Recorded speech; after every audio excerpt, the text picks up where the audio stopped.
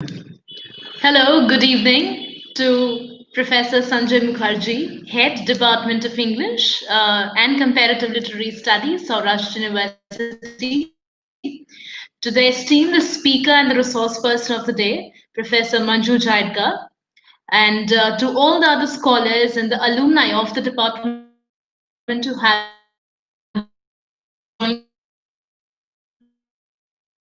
us today for this virtual session. Bhavisha Vyas take this opportunity to welcome all of you on this lecture titled For There's a Spirit in the Woods, Reviewing the Literature Nature Connect, organized and presented by the Alumni Association of the Department of English and Comparative Literary Studies, Saurashtra University. Without doing much ado, I'd like to introduce the resource person, the speaker of the day, Professor Manju Jaidka. Ma'am is a senior professor of English at Shalini University in Solan, Himachal Pradesh. Professor Manju Jaidka has energized the Department of English at Shalini University, Solan, Himachal Pradesh, by being at the helm of a variety of academic and creative activities within less than a year of her joining. She's organized one of the earliest and most systematic webinars during the lockdown period in May on an extremely significant and relevant topic, that is, a century in retrospect, literary signposts and watersheds of the last 100 years. And in the comprehensive and systematic nature of this work under her leadership can be gauged from the fact that by August end, her team could launch the selected webinar presentations into a Kindle publication. She and her team could also launch an anthology of short stories titled COVID's Metamorphosis, available on Kindle. They, that is, Ma'am and her team, also host a wide range of literary and cultural talks and discussions every Friday under the title Belletristic. May I now have the pleasure of inviting Ma'am to kindly continue the session with her talk titled For There's a Spirit in the Woods, Reviewing the Literature Nature Connect. So, well, we are making things happen. Huh? You are doing it in your field and we are doing it here in Solan. You are right. Solan is a place which, it does things to you. Shulani does things to you and it makes you do. It energizes you. And I do have a very good team. So we managed to pull off a belletristic event every Friday. Some of them are watching now, even though it's not a very convenient hour for them. But then if it is online, they can always catch up the rest asynchronously. Yeah. When Sanjay asked me to give a talk, I was a little apprehensive because actually I haven't had much interaction with people from Gujarat. And people from Gujarat are always, a little intimidating, beginning with Modi ji. So it was something unexpected, but then I said, okay, we'll put it somewhere in the distant future. And he says, okay, anytime in 2 months. I said, end of 2 months. And before I know what, it is the end of 2 months. And I get a reminder from Sanjay, how about the talk? I said, oh my God, yes, I must work on it. And I started working on it. So I told him, I said, over the weekend, I'll think of something. And I sent him the topic. So I sent him the topic, which is going to be there in front of you very soon. Let me share may I share the screen, please? Bhavisha, may I share the screen? Yes, ma'am, sure. Okay. And I'm sharing the screen, a window. Let's see. No. Where is it? Where did it go? Ma'am, just give me a second. Yeah. Ma'am, in present now. Yes, I did it a little while ago, but yes. It's not showing up.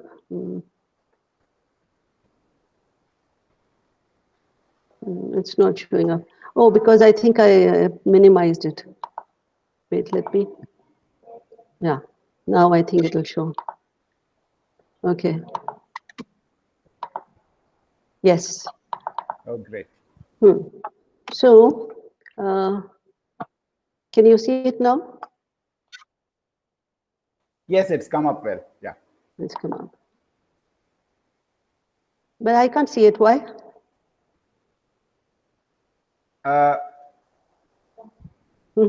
You'll have to toggle between your Okay. slides and Right. yes. Okay. Well, we are actually more used to doing it on Zoom, but this is also fine. So we begin the slideshow. And this is the title that I thought, for There's a Spirit in the Woods. For There's a Spirit in the Woods, Reviewing the Literature Nature Connect. Reviewing the Literature Nature Connect. Now, what I'm going to do is, I'll make a few preliminary remarks, and then I'm going to put before you some of the views that I came across, views of enlightened thinkers who have spoken about this literature nature connect. Then I wish to give some examples from literature. Some examples from literature. I would like to refer to narratives of the sea. You know, talking about nature, we move on to the sea, so narratives of the sea. And from there, I will move on to transcendentalism, American transcendentalism, then some poetry, a little bit of fiction, and a liberal sprinkling of quotations.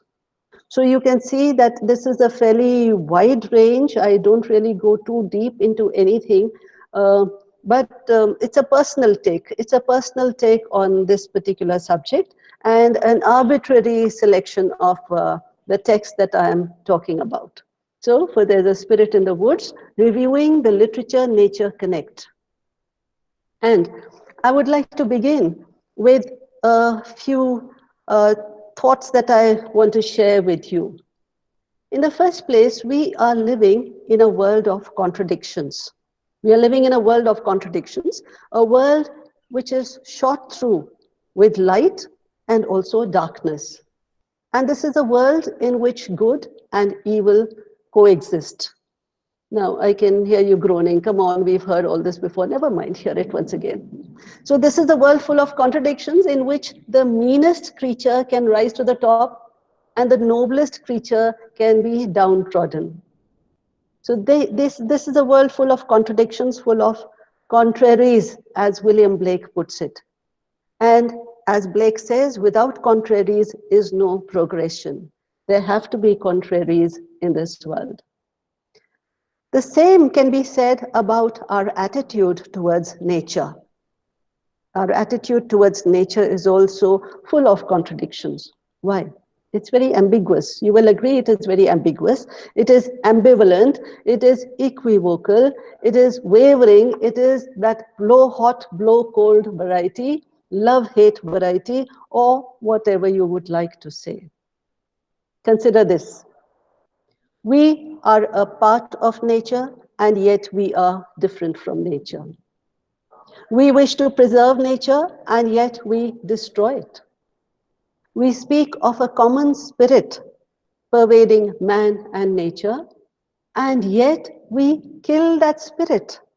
We demolish nature in our zeal for development, development in quotes. So we demolish nature in our zeal for development.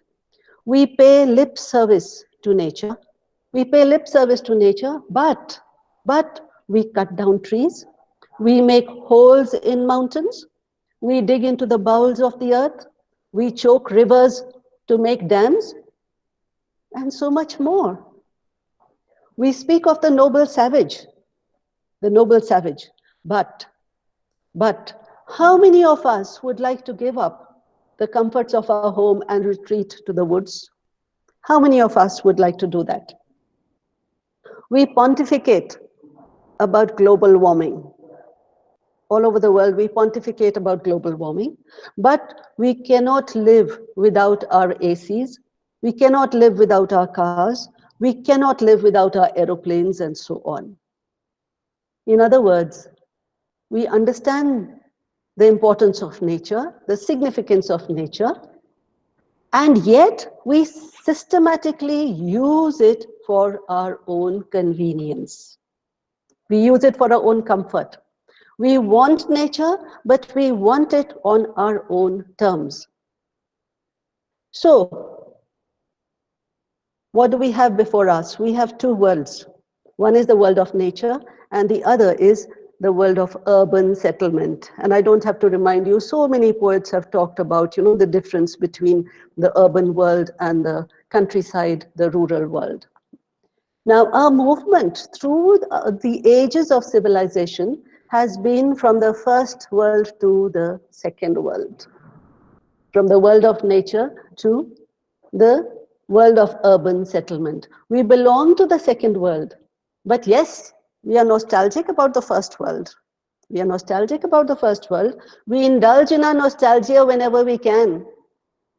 We indulge in our nostalgia over weekends, over vacations, over quick getaways, picnics, holidays, and so on, to rejuvenate, to rejuvenate. And then we return to the rat race of our real world. This is a real world. So we return to the rat race of a real world. We return to the noise of the marketplace. Is this familiar? We return to the noisy set of bankers, schoolmasters, and clergymen, the martyrs call the world. Do you remember that poem by Yeats? We seem to like this arrangement. We like this arrangement because it stimulates our poetic sensibility. It makes us wax lyrical, pitting the innocence of the open countryside or the verdant woods against the smoke and chimneys of urban life. So we write poetry about it. We write against the clangor and the clank of industrialization. We write about Lucy Gray. We write about the spirit in the woods, and so much more. Living in this world, in this urban world, we tend to forget. We tend to forget what Dylan Thomas once told us. The force that through the green fields drives the flower, drives my green age, that blasts the roots from trees is my destroyer. And I'm dumb to tell the crooked rose my youth is bent by the same wintry fever. Dylan Thomas. I hope you remember him. We forget Wordsworth. You know the advice that Wordsworth gives his sister in the poem Nothing. He says, dearest maiden, move among these shades in gentleness of heart with gentle hand. Touch, with gentle hand touch, for there's a spirit in the woods. That's where I get my title from. There's a spirit in the woods. So we forget Wordsworth. And Coleridge. What did Coleridge say? Oh lady, we give but what we receive. O lady, we give but what we receive, and in our life alone does nature live. Ours is her wedding garment, ours her shroud.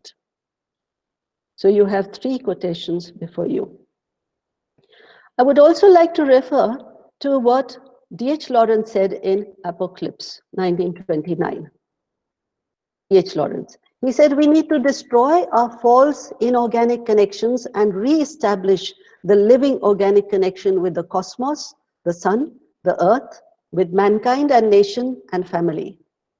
D.H. Lawrence in 1929. Let's go back further.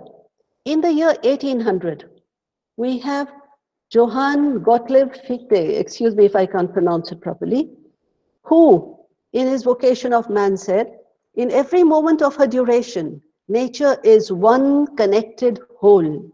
I wish to focus on connected whole. And you could not remove a single grain of sand from its place without thereby changing something throughout all parts of the immeasurable whole. Right. So this quotation I find very useful indeed. And then let's look at Arthur Eddington in 1927. Arthur Eddington in 1927, he coined the term arrow of time. He coined the term arrow of time. And what did he mean by arrow of time? So this is a theory propounded by Eddington, which tells us that every action has consequences that cannot be avoided. Cause and effect. Consequences that cannot be avoided, and entropy increases with time. For example, when you shoot off an arrow, it will definitely land somewhere. The consequences will inevitably follow. The arrow of time refers to the non-reversible progression of entropy. So with the passage of time, which with the passage of time, it becomes more and more chaotic and does not return to its former state. So this was the arrow of time in Eddington's book, The Nature of the Physical World, right? Okay, so this is also called the thermodynamic arrow, the thermodynamic arrow. Now, what's being repeated time and again is that action is followed by reaction. So one idea that I've put forward so far is that everything is connected, and the other is that action is followed by reaction, right? With that, I would like to show you a quotation from Terry Pratchett and Neil Gaiman. Now, this is from Good Omens. It used to be thought that the events that changed the world were things like big bombs, maniac politicians, huge earthquakes, or vast population movements. But it has now been realized that this is a very old-fashioned view held by people totally out of touch with modern thought. The things that change the world, according to the chaos theory, we are coming to the chaos theory now. According to the chaos theory, the things that change the world are the tiny things. A butterfly flaps its wings in the Amazonian jungle, and subsequently a storm ravages half of Europe.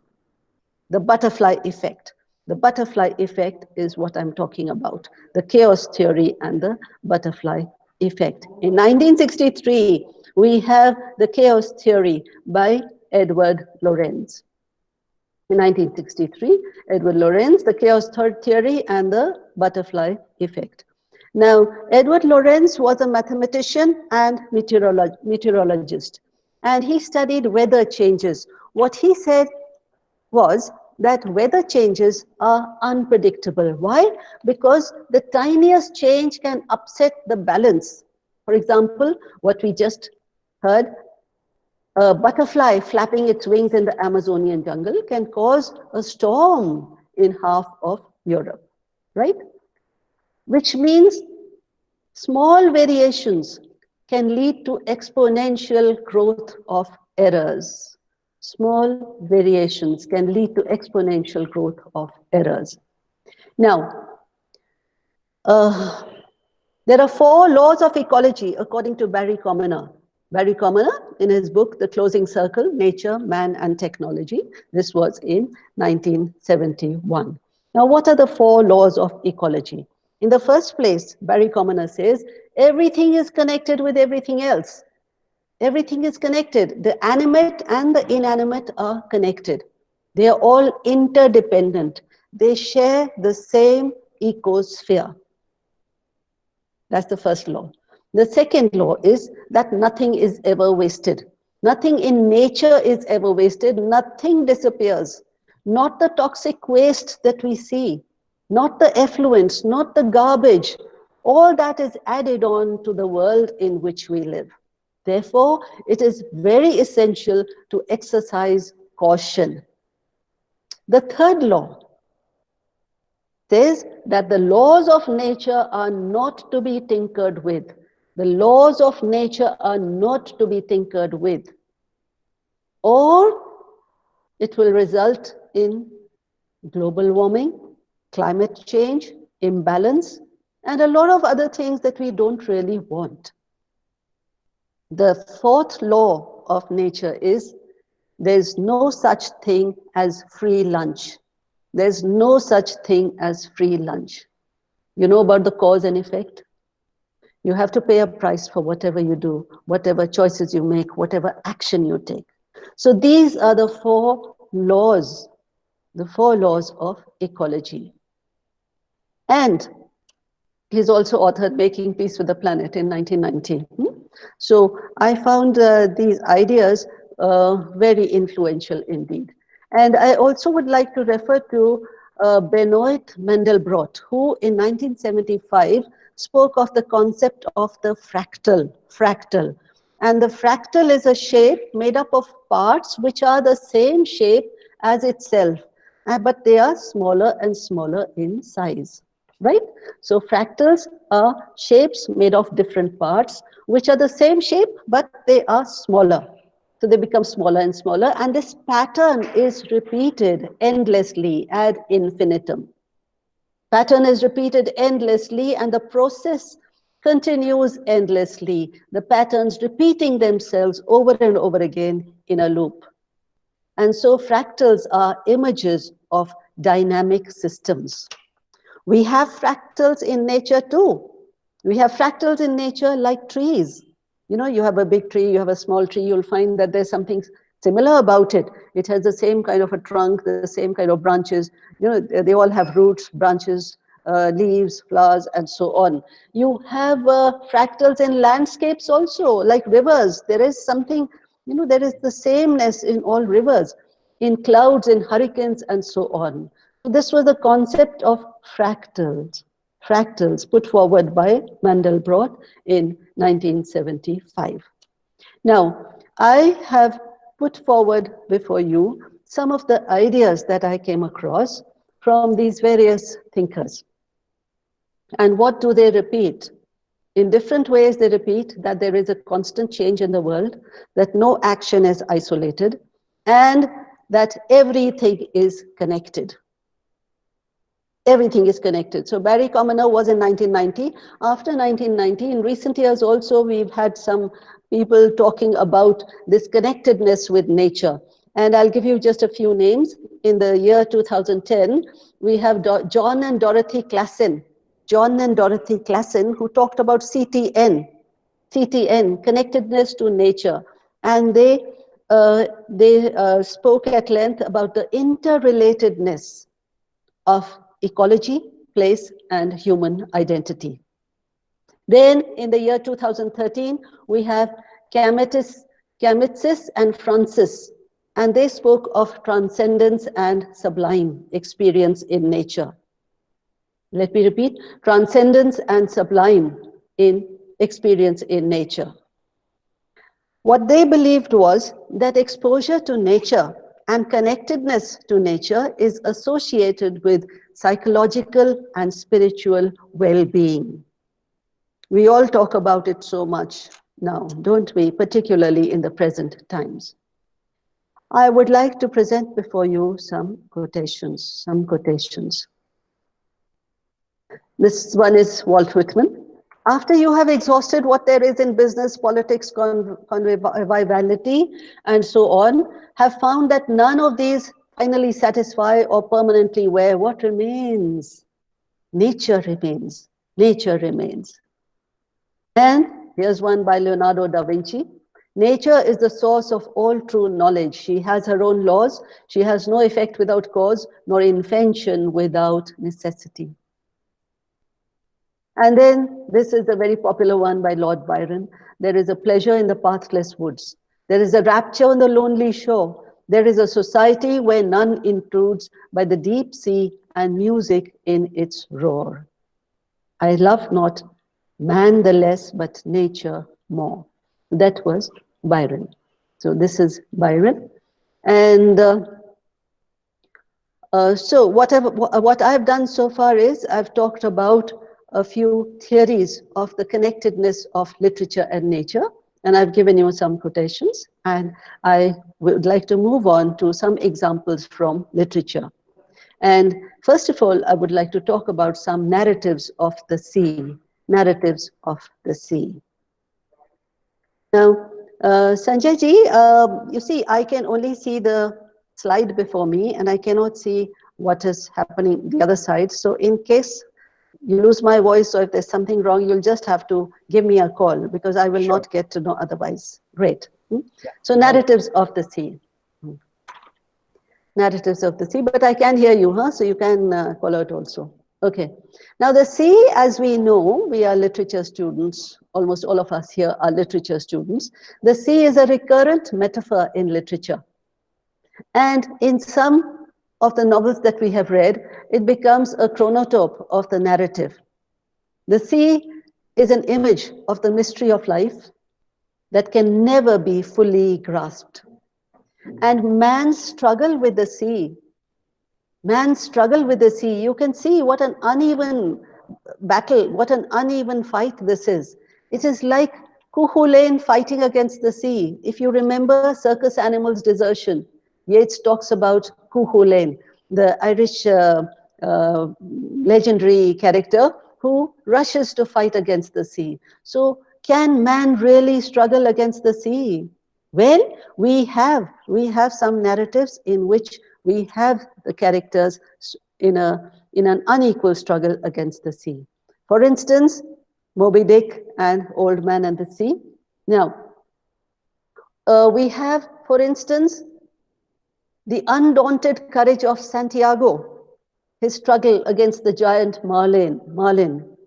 And we have Captain Ahab's hunt for the elusive whale. And ultimately what happens? The Pequod sinks. The ship sinks, and so does the captain.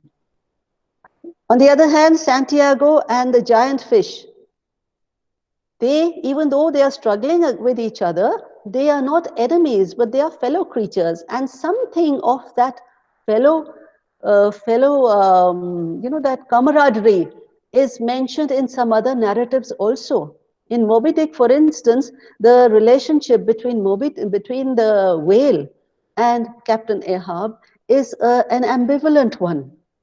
And in the third novel that is mentioned out here, Life of Pi, if you remember that, there again, you have, yes, you have the sea, of course, but you have Richard Parker and you have Pi. And they are in a hostile universe, but the relationship between them is an evolving one. From fear and mistrust, it moves on to camaraderie, and they are companions in a shared adversity. So there is an ambivalence in their relationship, very much like the ambivalence I told you about right in the beginning, the ambivalence between man and nature. So the same way Santiago also says, "You are killing me, brother. You are killing me, brother," he says to that big fish that he is struggling with. So briefly, I have referred to these three texts, and of course, there is much that you can go into detail about. But let me move on to transcendentalism. You know, I had mentioned something about the interrelatedness of nature, ecology, place, and human identity. And the theory on transcendence and sublime experience in nature, which is associated with psychological and spiritual well-being. So let me briefly talk about transcendentalism in Emerson, Thoreau. These are the two names generally associated with the transcendental movement in America. In 1836, in Cambridge, Massachusetts, the Transcendental Club came into being, and it met for 4 years.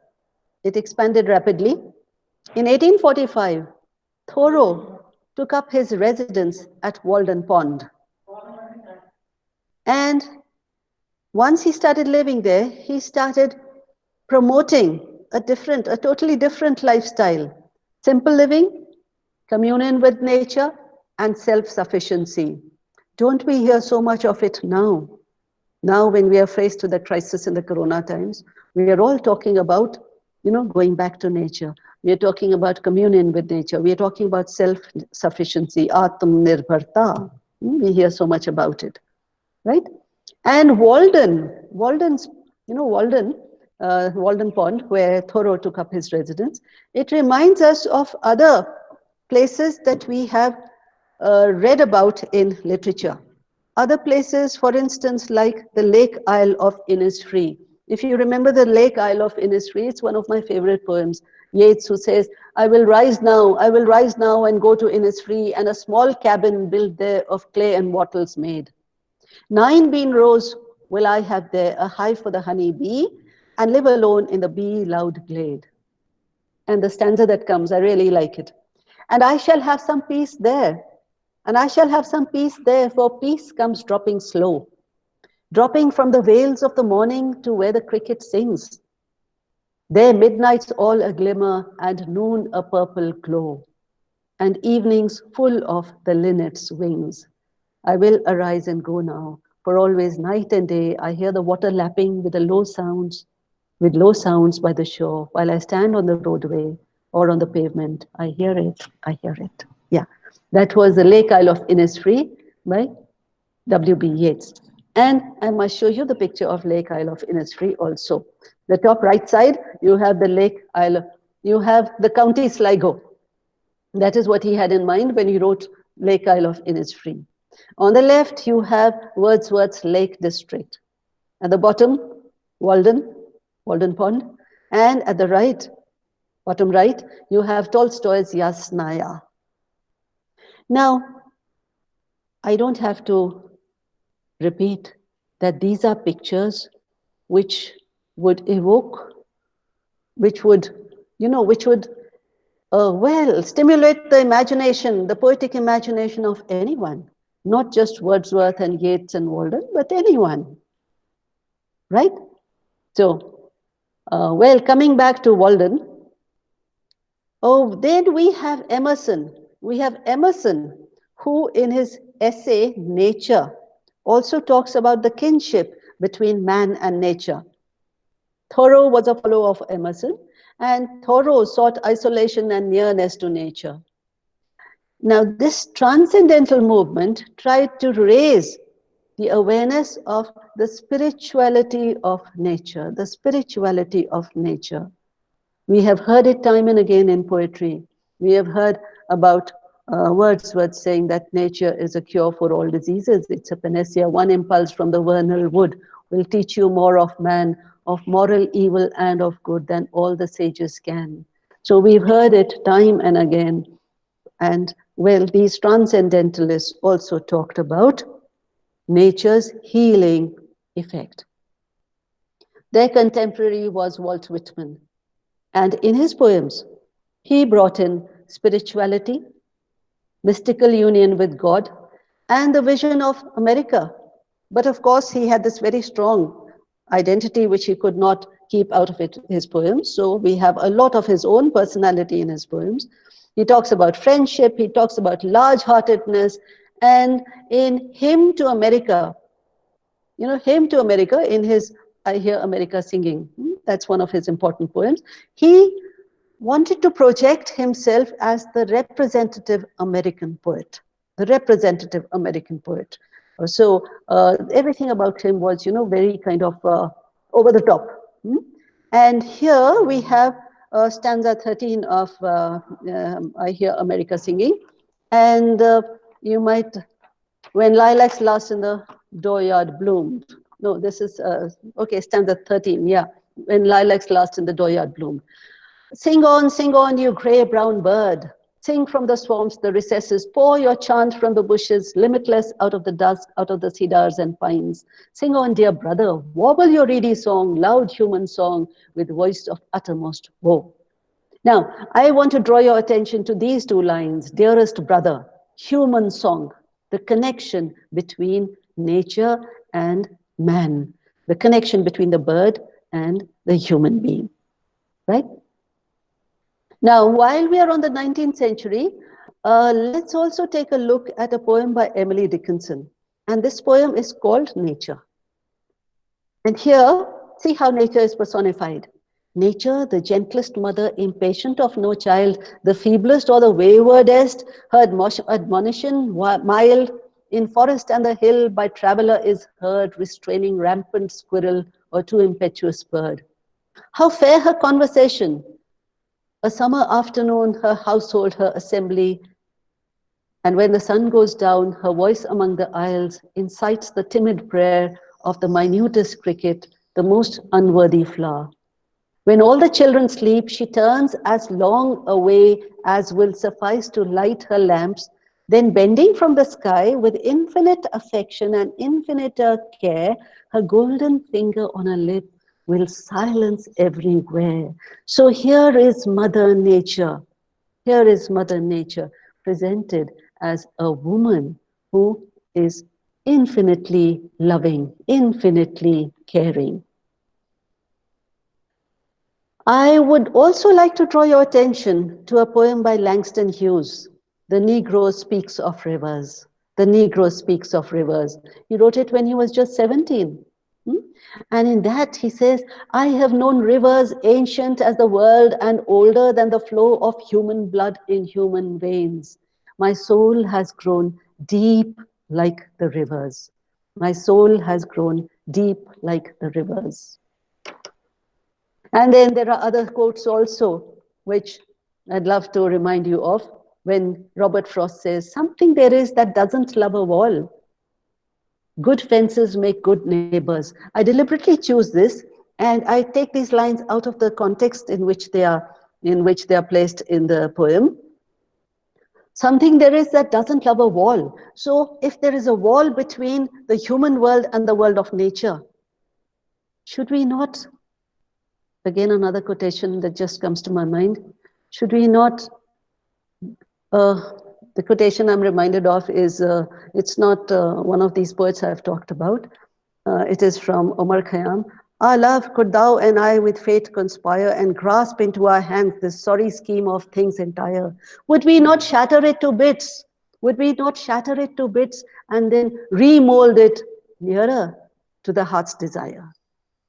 So would we not shatter this wall to bits and remold the world closer to the interest of both man and nature? Good fences make good neighbors, or even if we have a fence, let us have a good fence. Let us have something which helps us to live together, to coexist together in harmony. And heading towards the end, I have to talk to you about Theodore Roethke. Theodore Roethke, who, among the American poets of the 20th century, he perhaps has given us the finest nature poems. Now, I love this poem, The Dance. Is that dance flowing in the mind of man that made him think the universe could hum? Is that dance flowing in the mind of man that made him think the universe could hum?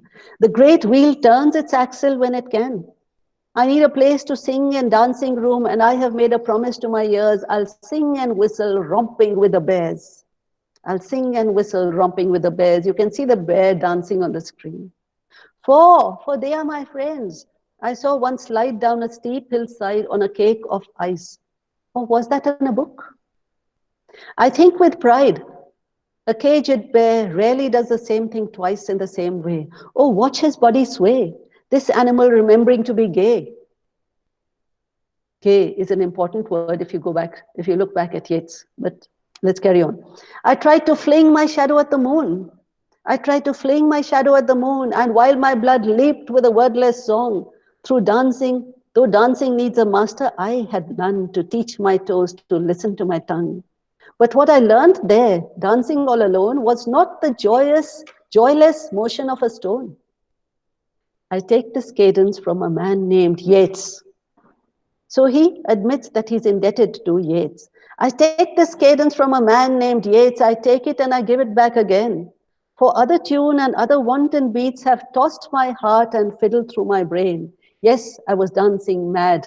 And how that came to be, the bears and Yeats would know. You remember what Yeats said about dancing? Who can distinguish the dancer from the dance? Who can tell the dancer from the dance? So Roethke says he learned how to dance from the bears. So he learned how to live with gaiety, with gay abandon from nature. So that was Roethke's The Dance. And there's one more poem by Roethke again, In a Dark Time. In a dark time, the eye begins to see. In a dark time, the eye begins to see. I meet my shadow in the deepening shade. I hear my echo in the echoing wood. A lord of nature weeping to a tree. I live between the heron and the wren. Beasts of the hill and serpents of the den. What's madness? What's madness but nobility of soul at odds with circumstance? The day is on fire. I know the purity of pure despair. My shadow pinned against a sweating wall. That place among the rocks, is it a cave or a winding path? The edge is what I have. And now listen to this. A steady storm of correspondences. A steady storm of correspondences. Connections between nature and man. A steady storm of correspondences. A night flowing with birds, a ragged moon, and in broad daylight, the midnight come again. A man goes far to find out what he is. death of the self in a long, tearless night, all natural shapes blazing unnatural light. Dark, dark my light and darker my desire. My soul, like some heat-maddened summer fly, keeps buzzing at the sill. Which I is I?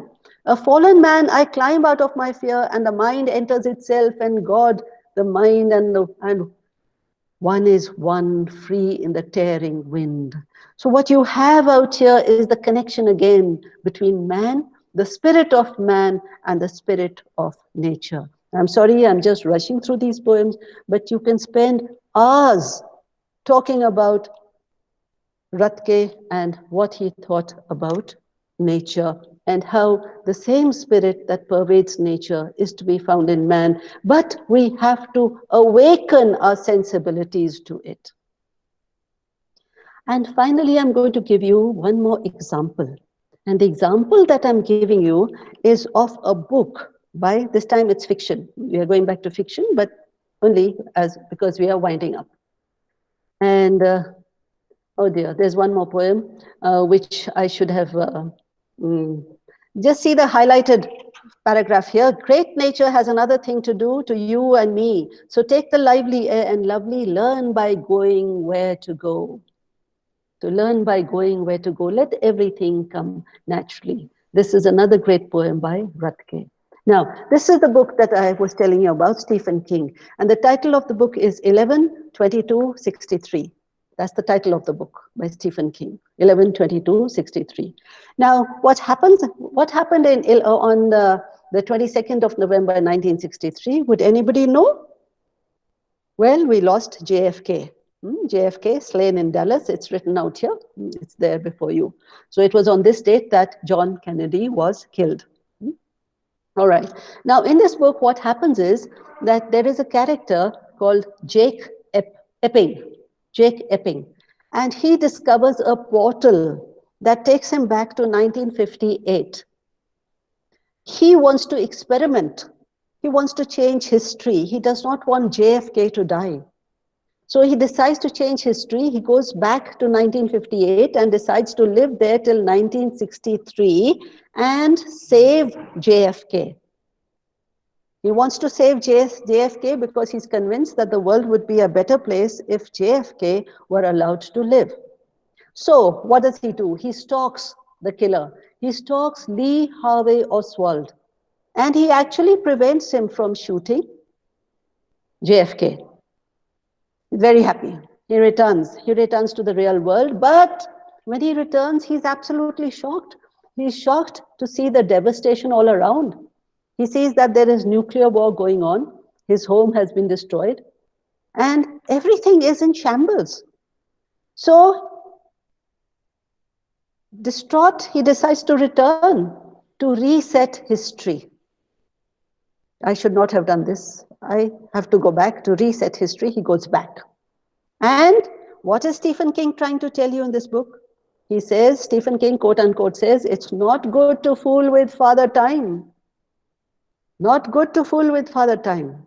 And so it is not good to fool with nature either. It's not good to fool with nature either. Now, in all these examples that I have given you, what I have been focusing on is a decentering of traditional ideas. We should not think that the world is anthropocentric. It is nature-centric. It is nature-centric. We have talked in your earlier sessions, I know you've been talking about ecology, you've been talking about ecosophy, and well, the same idea is being repeated now, that the primary text is nature and not man. Nature is intricately connected with everything else. There are interdependent biosystems. You have read Michael Brunch, you have read Cheryl Glotfelty, and you know what I'm talking about.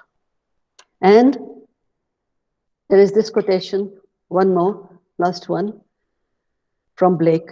To see the world in a grain of sand and heaven in a wildflower, hold infinity in the palm of your hand and eternity in an hour. A robin redbreast in a cage puts all heaven in a rage. A dove house filled with doves and pigeons, shudders held through all its regions. A dog starved at his master's gate predicts the ruin of the state. A horse misused upon the road calls heaven for human blood. If you ill-treat nature, if you ill-treat the creatures of nature, there will be hell to pay. So you can't tinker around with nature either. And with that, there is this video which I would like you to see. Some of you may have seen it already because in the first few days, in the couple of first weeks of the lockdown, this went viral. And I was so impressed with it that I just saved it. And if you've seen it, well, see it again. If you haven't seen it, well, see it for the first time now. I am going to play it for you. If you can't hear it, tell me.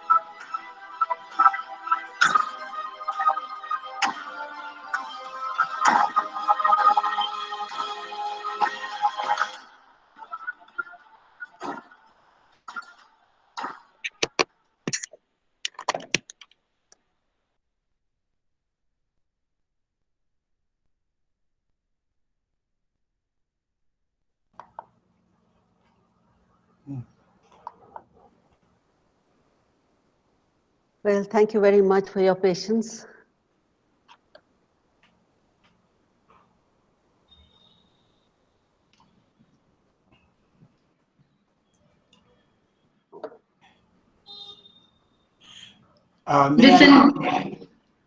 We are joined by Professor Prashant Sinha sir from Pune. Hi, sir. Good to see you here. Good to see you, Manju. I was so impressed by your talk. May I make a few comments? Please do, sir. I begin by saying I was greatly impressed by the talk. I thought it's very well researched, very well informed, and showed a remarkably broad knowledge of the sciences, starting from Newton's third law of motion, every action is equal and opposite reaction, and proceeding towards a sustained discussion of theories of ecology. I was also impressed by the fact you're so well researched and that you read the poem so well. I think that was very impressive. Illustrations are excellent. I do want to add a few comments, if that is okay. I just want to mention that the narratives of the sea have another side. Am Yes, I audible? Am I audible? Yes, yes, you are. Yes, you are. yes, In you are. And between, that, there was a glitch. There was a especially, glitch in between. Yeah. you began with Lord Byron and mentioned Yeats. I do want to bring in both. Now, Hmm. Byron uh, is also aware of the sea as a destructive force. Yes. Remember the famous poem in the Yes. Spanish Don Juan, which Byron calls Don Juan to get that extra syllable. Mm-hmm. And remember how terrible the sea can be. And Byron Mm. often talks about the sea as something destructive. You referred also to W.B. Yeats. Now remember, the reason why Cuchulainn had to fight with the sea was because, as in the case of Sohrab and Rustam, Mm. Cuchulainn had Yes. killed Yes. his son unknowingly. So Mm. in fact, one can get detailed descriptions Mm. in Yeah. on Strand and the only jealousy of Emir. And of course, I'll go to a playwright that Yeats realized was better than him, James Singh. Think of JMC. Riders to the Yes. Sea. Riders Obviously, to the perhaps sea. Yeah. the greatest play about sea as an enemy of man. So I Mm-hmm. think we have another side to the sea. But I Mm-hmm. repeat, it was a wonderful session, and I congratulate you, Manju. Sorry, Professor Jaidka, on No, your. call me. No, call me. Don't call me Ishmael. Call me Manju. Okay, I enjoyed the Yeah. session. Thank you. That's very I do kind. Thank you so much. want to add, I know that only 2 years ago, or was it 3 years ago, Yeah. we had a very big national seminar at Port Bandar Mm-hmm. on Thoreau. So I'm sure there are many questions on Thoreau, so I wouldn't raise them. But once again, congratulations. Thank Thank you. you so much. That's very kind. And I'm so glad I could see Professor Raina on the. Yes, he's here. Yes, he's here. Yeah, I must have come He across might him. he might speak up. He might speak up if he's not feeling too shy. Yeah, he is never silent. I'm sure he's going to speak up. Yeah. Yeah, I mean, Professor Jaidka, Professor Sinha is going to be our next speaker also. This is just Okay, an that's great. information. That's great. On Very the nice. 2nd of October, Mm-hmm. we have him. And before you, the previous speaker, the editor of Sanctuary Asia magazine. So I see some kind of complementarity or a kind of continuity between what was spoken then with very, very hard data of Mr. Bittu Sehgal. He brought in from his research actually various places, including Saurashtra, all over India and the world, including the Amazon forest, and citing the data from the bushfires of Australia to California, Mm-hmm. and leaving us with the message like you have left nature telling us, as if that actually nature does not need us.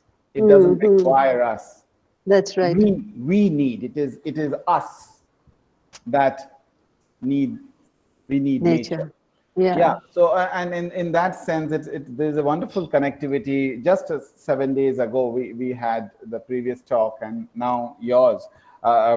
Like Professor Sinha mentioned, a veritable bonanza of so many poems, prose pieces too, and among all the various speakers that we have had. I was telling a few of my students, some of them have taken eco-criticism as their elective. I can see 4 or 5 of them here. And I was telling them, for example, when I was asking them to attend this, that this will actually be one of our speakers amongst the 8 that we have had, where we would actually be very close to our field of literary studies. And we would have examples from whatever little I have known you in these months, both American as well as British literature, British texts. And here it is, very, very truly. Thank you very much for this wonderful, wonderful talk. Thank you. I'm glad you liked it. Yeah, I open it up to any comments, observations by all the young people here. One of the things that like we have this lecture is we don't offer any certificates. We ask people who are really interested to join us. That's right.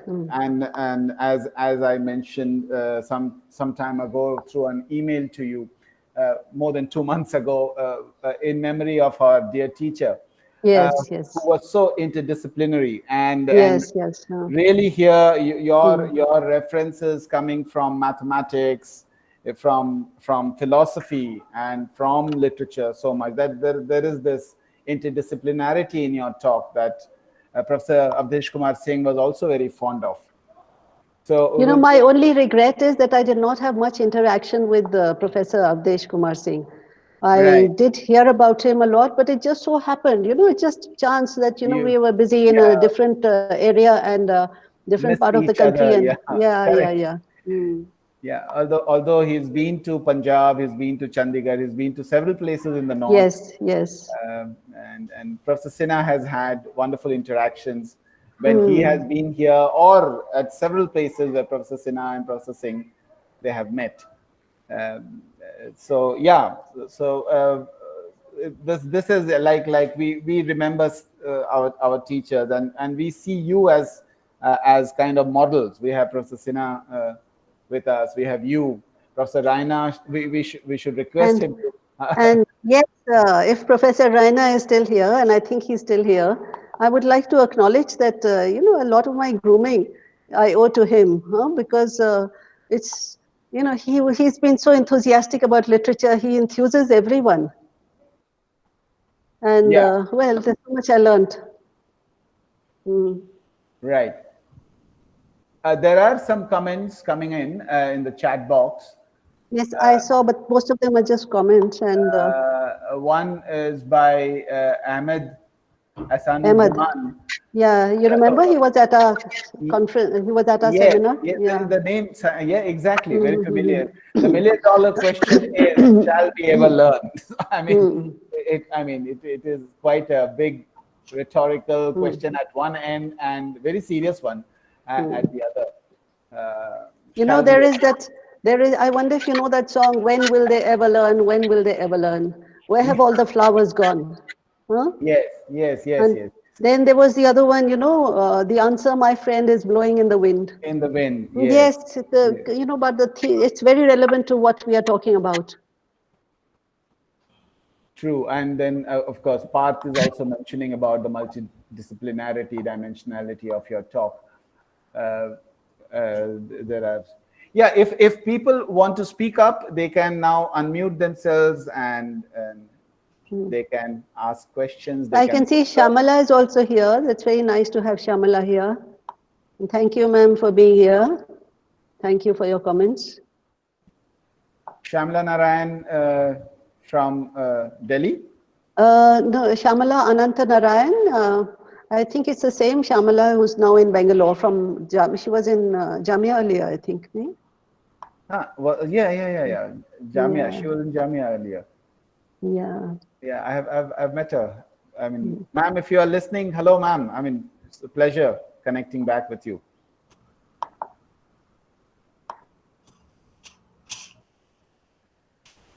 No, she's not here now. So must have come in between. Yeah.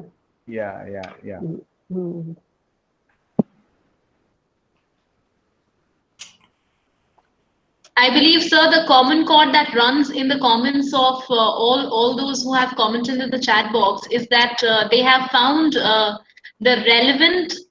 relevantness in these poems that Madam had displayed during her presentation, and all of them would like to individually go through the poems. And I think since we live in this age of digitalization now, and what pandemic has taught us to also refine our digital caliber and skills, I think the first two lines of the stanza of the poems, most of us, we would be putting it up on 5th June on Environment Day. From the nature poems, I think, and the very common line that rings that rings the bell in our mind is that the woods are lovely, dark and deep, and I have promises to keep, and miles to go before I sleep, and miles to go before I sleep by frost. So I think all of us, maybe the least that we can do for nature is that to preserve it, to conserve it, and to be well aware as to not to litter around and simply to keep it safe. Yeah, all of us, I think, as we were listening to you, we remembered a poem. Each one of us must have. I was reminded of Baudelaire's Correspondences, for example.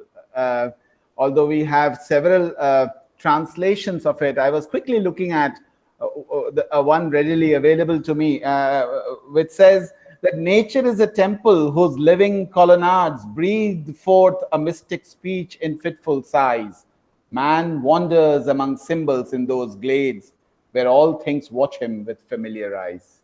And I always thought, I mean, I like this poem very much. I was just reminded of this, Charles Baudelaire's Correspondences, how Professor Jaidka was trying to connect between the human world and nature. Truly speaking, not as antagonistic forces, but as correspondences. That is how we probably ought to look. Ahmed Saab was asking for some kind of, can we learn? Probably we might learn if we think of correspondences. A small answer. Yeah. I must tell you that, here in Shuleni, I'm living in a cottage, in a wooden cottage on top of a hill. And it's a wonderful campus you are in. You showed some of the, yes. I mean, a small video that you had played. Yeah. Hope someday we all can visit. I would love to have you all here. It would really be very someday, nice. Yeah. And we are planning, we are in 2 weeks' time, exactly 2 weeks' time, we are having a mini mellow. And some of the names out here. Yes. Yes. So this weekend, I'm going to draw up the final program and circulate it. So there are lots of things happening out here. And unfortunately, it's all virtual. But a time will come when the world will open up and everything will be hopefully it has to. Yeah, that's good again. Exactly. Yeah. Exactly. So I once again, it's my duty as the accidental president of the Alumni Association of the Department of English and Comparative Literary Studies. I should formally also thank you. You not only you gave a date, and when the moment I reminded you, you immediately started building up on your talk. And here is a wonderful talk that we have had. Amidst all the things that you are doing, amidst all the things, and again, something coming up very soon, you still could find time for us. I felt that our students in this way, although virtual, might be able to connect with a very senior scholar in our country, both British and American literature. That was my primary purpose. Thank you so much. Well, thank you. And I thank you on behalf of the entire Alumni Association, the Department of English. Sincerely thank you, ma'am, and hope to keep up the communication with you. Yes, that would be very nice. Let's stay in touch, and we will be meeting again. And it's very nice. I enjoy talking to you all. This is the best we can do in times like this. Correct. And I thank all the senior professors like Professor Sinha and all the participants who are here to keep up the little thing that we are doing. This is the 8th in the series. We are coming up with 2 in the next month already. And so we hope to go on and connect with people, connect with ideas, and take along the young people also with us. Thank you very much, everyone. Okay, thank you and bye-bye. Bye. Bye.